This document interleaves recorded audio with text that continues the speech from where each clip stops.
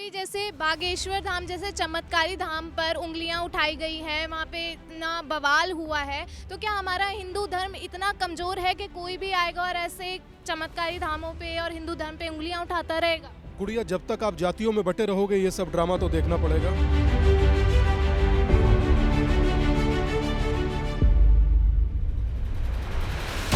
आपकी कम्युनिटी के कई लोग वहाँ पर के गए थे चमत्कार देखने के लिए। एबीपी न्यूज़ भी गया था, अन्य भी चैनल गए थे, तो वो तो आपको पता है कि क्या हुआ था वहाँ। उन्होंने उन्हें भी बता दिया था। देखिए, वही बात है कि सत्य किसी से छिपता नहीं है। सत्य सूर्य को उदय होकर के बताना नहीं पड़ता कि मैं आ गया हूँ। सूर्य जब निकलता है तो वो सबको दिखता है। जातियों में विभाजित हिंदू को एक करने की भिक्षा है, और ये जो संकल्प लिया गया कि हम हिंदू हैं और तहा जीवन सनातनी रहेंगे। नमस्कार, मेरा नाम है आकांक्षा चौहान और आप देख रहे हैं द न्यूज़ वाला नेटवर्क।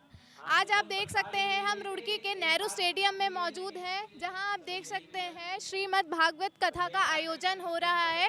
साथ में यहां सहस्त्र चंडी यज्ञ का भी आयोजन हो रहा है। तो आइए हम यहां कुछ लोगों से बात करते हैं, जानते हैं ये यज्ञ के पीछे का उद्देश्य क्या है और कथा के पीछे का उद्देश्य क्या है। देखिए, हिंदू ऐसी सत्ता है, सनातन है। सनातन शब्द का अर्थ होता है ना सतो विद्यते भावो, ना भावो विद्यते सतः।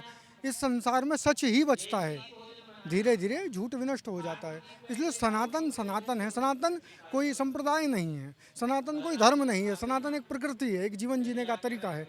हम लोग वो भूल चुके हैं और हम लोग प्रयास करते हैं कि ऐसी कथाओं के माध्यम से हम राम इसलिए पढ़ते हैं ताकि हमें पता चले कि विकट परिस्थितियों में राम ने क्या किया था। हमें सीखने को मिले, जब अधर्म बढ़ रहा हो तो कृष्ण क्या करते हैं। इसीलिए हम लोग राम कथा, श्रीमद् भागवत महापुराण, अन्य शास्त्रों का भाषण वो भी होता है, संकीर्तन भी होता है, श्रवण भी होता है। इसी क्रम में पहली बार रुड़की में सहस्त्र चंडी महायज्ञ एवं श्रीमद् भागवत कथा का आयोजन किया गया है, जिसमें आचार्य रजनीश जी के मुखारविंद से हम कथा श्रवण कर रहे हैं। उसी श्रृंखला में आज स्वामी दीपांकर जी हमारे बीच में आए थे और हमें उनका आशीर्वाद प्राप्त हुआ है। आपको लगता है ये सब कथा और यज्ञ करने से लोगों पे कुछ फर्क पड़ेगा? जैसे अभी बागेश्वर धाम में हम सब जानते हैं क्या हो रहा है, वहाँ पे उंगली उठाई गई है, तो ये सब यज्ञ और कथा करने से कुछ आपको लगता है फर्क पड़ेगा लोगों में? मैं इसका एक बहुत सुंदर सा जवाब दूंगा। आपकी कम्युनिटी के कई लोग वहाँ पर के गए थे चमत्कार देखने के लिए। एबीपी न्यूज़ भी गया था, अन्य भी चैनल गए थे, तो वो तो आपको पता है कि क्या हुआ था वहाँ। उन्होंने उन्हें भी बता दिया था। देखिए, वही बात है कि सत्य किसी से छिपता नहीं है। सत्य सूर्य को उदय होकर के बताना नहीं पड़ता कि मैं आ गया हूँ। सूर्य जब निकलता है तो वो सबको दिखता है। इसी तरीके से बागेश्वर धाम सरकार में जो धीरेन्द्र कृष्ण शास्त्री जी हैं, वो जो कर रहे हैं सनातन के लिए, अद्वितीय कर रहे हैं। हम उनके साथ हैं और हम शुभकामनाएं देते हैं कि वे निरंतर इसी तरह से आगे बढ़ते रहें। गुरुजी, अभी हमने देखा आपने यहाँ भिक्षा यात्रा की है, तो ये भिक्षा यात्रा क्या है, इसके पीछे का क्या उद्देश्य है वो बताइए। जातियों में विभाजित हिंदू को एक करने की भिक्षा है, और ये जो संकल्प लिया गया कि हम हिंदू हैं और तहा जीवन सनातनी रहेंगे। हिंदू हम स्वयं हैं और सनातन मेरा धर्म है। तो अपने धर्म का पालन करते हुए हम लोग हिंदू ही रहेंगे। हम जातियों में नहीं बटेंगे। हम ब्राह्मण, क्षत्रिय, हम लोग ठाकुर, जाट, गूजर, बनिया, बत्रा, मल्होत्रा नहीं होकर हिंदू बनकर रहेंगे। बस यही हम लोगों का संकल्प है। हम जातियों में नहीं बटना चाहते, बस यही भिक्षा यात्रा है। ये भिक्षा यात्रा दाल आटा चीनी चावल की नहीं है, पैसे की नहीं है। ये भिक्षा यात्रा जातियों में बटे हिंदुओं को एक करने की है।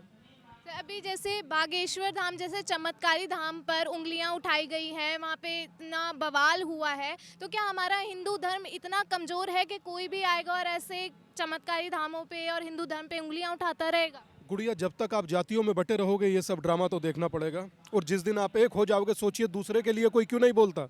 उन्हें पता है अगले दिन आपकी फुटबॉल खेलेंगे आपके साथ, इसलिए आपको कोई नहीं बोलता। और हम लोग सबको पता है कि बोलने वाले हैं, करना कुछ है नहीं इन्होंने। अच्छा, जातियों में बटे हुए इन्हें जो कहना हो कहो, कोई कुछ कहेगा ही नहीं। तो ये उसी अभियान पे निकला हूँ। मैं समझता हूँ कि आज इस अभियान को 61 दिन हो गए। एक मुद्दत, थोड़ा सा टाइम जरूर लगेगा। एक मुद्दत बाद ये अभियान शुरू हुआ है, थोड़ा टाइम जरूर लगेगा। इसके 6 महीना साल बीत जाए, उसके बाद कोई कुछ बोलेगा तो उसको सही उत्तर मिलेगा। यहाँ पर सहस्त्र चंडी यज्ञ हो रहा है। गुरुजी, हमने देखा है जो ये यज्ञ होते हैं मंदिरों में होते हैं या घर में होते हैं, तो यहाँ ओपन स्पेस में यज्ञ करने की क्या जरूरत पड़ गई है और यहाँ यज्ञ आप क्यों कर रहे हैं? अनंत व्योम के नीचे ही रोम को रमाया जाता है। इसीलिए कोई व्यक्ति जब आप खुले में होते हैं तो आप परमात्मा के एकदम समीप होते हैं। अनंत व्योम से रोम तक पहुंचने का, रोम मतलब शरीर तक पहुंचने का मार्ग सुगम हो पाता है, इसीलिए यह खुले में रखा गया, और कोई कारण नहीं था। आप रुड़की में आए हैं, रुड़की की जनता के लिए क्या कहना चाहेंगे वो बता दें। जातियों में मत बटिए, बस एक होकर रहिए, एक परिवार होकर रहिए, वसुदेव कुटुंबकम होकर रहिए। 100 साल हो गए जातियों में बटे, अब तो कम से कम एक होइए। धन्यवाद। जैसा कि आपने देखा, हमने अंतर्राष्ट्रीय ध्यान गुरु दीपांकर जी महाराज से आपको बात करके आपको दिखाया है। अब हम चलते हैं और यहाँ के यज्ञ आचार्य जी से बात करते हैं। आचार्य जी बताइए, यहाँ पे इतने सारे ये ब्राह्मण बैठे हैं, ये पाठ कर रहे हैं, ये किस चीज़ का पाठ कर रहे हैं? सभी से पहले आपका अभिवादन यहाँ आने के लिए। ये मन कामेश्वरी सहज चंडी महायज्ञ चल रहा है और ये सभी 51 ब्राह्मण यहाँ पर उपस्थित हैं। ये दुर्गा सप्तशती का पाठ कर रहे हैं और ये जो पर्णकुटी बनी है, इसके अंदर 5 यज्ञों की स्थापना हुई है। पंचकुंडीय महायज्ञ है, तो उसमें जो ये मंत्र चल रहे हैं दुर्गा सप्तशती द्वारा, ये नित्य होम चलेगा और यहाँ पर ये ब्राह्मण दुर्गा सप्तशती का पाठ कर रहे हैं। ये आपने बताया 5 यज्ञ स्थापित हुए हैं, तो ये 5 यज्ञ स्थापित होने का क्या महत्व है, ये क्या है वो बताइए। ऐसा है कि भगवती के विविध रूप हैं, ठीक है। तो पंचकुंडीय महायज्ञ और 11 कुंडीय महायज्ञ और 9 कुंडीय महायज्ञ, इन यज्ञ कुंडों का नियम होता है कितने होने चाहिए। तो इसलिए पंचकुंडीय महायज्ञ, इसलिए भगवती पीताम्बरा जो है पंचमुखी है, इसलिए उनके मुख द्वारा ये जो है पंचयज्ञ महाकुंडी यज्ञ चल रहा है और सभी कुंडों में जो है दुर्गा सप्तशती के मंत्रों द्वारा ही आहुति दी जा रही है।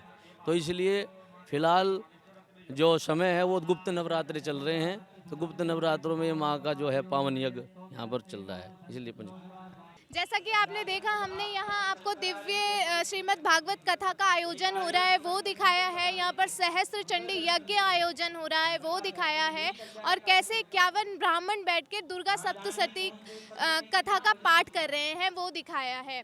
और ये यज्ञ यहाँ पर रुड़की में पहली बार हो रहा है। और ये जैसे बागेश्वर धाम में हमने देखा, वहाँ पे जो बवाल उठा है उसको दूर करने के लिए, या जो उत्तराखंड में लगातार आपदाएं आ रही हैं उसको दूर करने के लिए ये कथा का और यज्ञ का आयोजन यहाँ पे किया जा रहा है। ऐसे ही तमाम जानकारी लेने के लिए हमारे साथ जुड़े रहें और देखते रहें द न्यूज़ वाला नेटवर्क। धन्यवाद।